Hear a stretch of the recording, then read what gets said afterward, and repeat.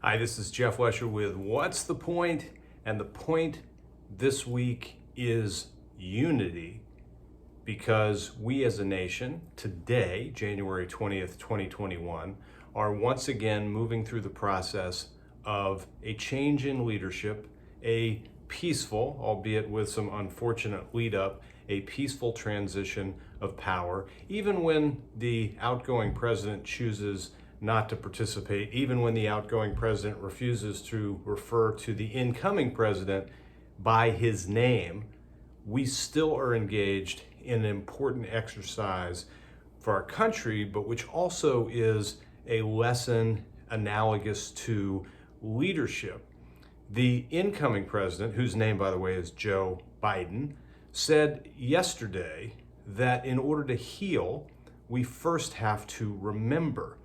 That's an amazingly insightful and poignant observation, that for us to truly move forward, which is the reflex that we all want to give voice to whenever anything we don't like happens, let's move on, we need to first remember, and we need to remember what actually takes place. The work that's being done around bias, as an example, and what that can lead us to, which essentially boils down to this. And for those of you who received the video links via email, and if you want to join that list, reach out to me and I'll add you. I'm going to add some specific resources and references for this, but there are two studies done on bias recently that essentially revealed these two insights. Number one, it's not me, it's them. So the bias that exists is not my bias, it's their bias. The other study looked particularly at success, and there's a belief that if by some stroke of luck, which in this experiment they determined with a literal coin toss, benefits me, if I get lucky and therefore am successful as a result of that, then I deserve it. It's something that I did, it's something that I earned, even if I didn't. The outgoing president, Donald Trump, actually said, we wish them, the incoming administration, which he did not name specifically, luck, a very important word. And I would say that's true. Luck is what you make of it, however. And if you believe that you're entitled, you're likely not to see things as you truly should. It's hard to remember first in order to heal and then move forward.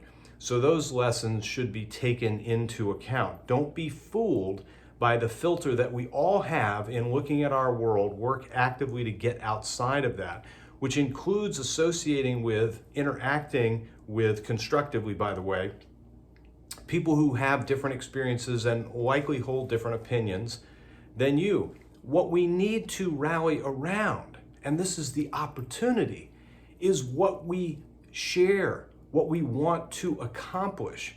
So, for example, just take the most basic idea. I love food analogies. So if we all can acknowledge that we're hungry and we want to eat, that we're hungry and we want to eat and we want to make something ourselves to eat, that perhaps we don't want to include meat products in that effort, that we might have a taste for Italian. You see, we're getting closer and closer to being able to work something out that may not ultimately result in our perfect meal versus someone else's perfect meal. I would have loved to have had pepperoni as part of this, but I'm okay with vegetables, as it turns out, as part of this effort. We can get to places that seem so far away now because we're making it more complicated and intentionally divisive than we need. So there's a plethora of lessons to take away from today, including that we live in an amazing place, despite all of our troubles. And we should not say, oh, we live in an amazing place, so we're good, and we shouldn't continue to try to make it better, because we need to, otherwise we may not have this place to continue to live in.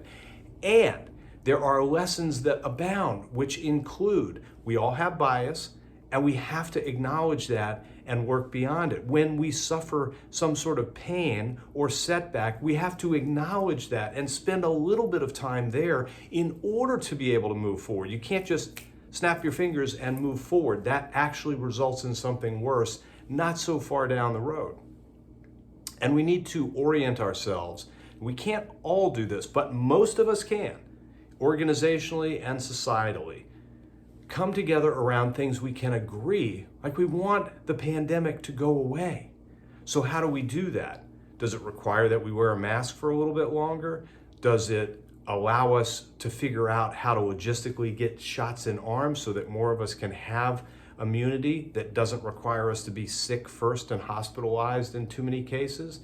We have to remember, in order to heal, we have to understand what's really happening and the possibilities that other people see in order to work through the process of coming to agreement. Now, here's the parenthetical that I will put out there. There are people with whom you can't reason. There are people who really have in mind a different outcome than you. They want to burn the whole thing down or something along those lines. You can't deal with them. You shouldn't deal with them. Organizationally, you have the benefit of being able to say bye-bye to them. But ultimately in our lives, we can't avoid everybody. So we have to figure out a way to be as tolerant as is reasonable, and then as appropriate, in certain very limited moments, turn and walk away and walk towards the much, much larger group of those of us with whom we can work, we can coexist, we can even engage productively, even when we don't agree, about things that we're very passionate about.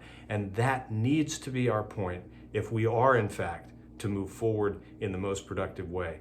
I believe that that's possible. I believe today is a great day to recommit ourselves to that effort, to enjoy if you feel good, to feel badly if you're feeling a little down today, and ultimately to focus on what really matters and how we together can pursue it. Good luck.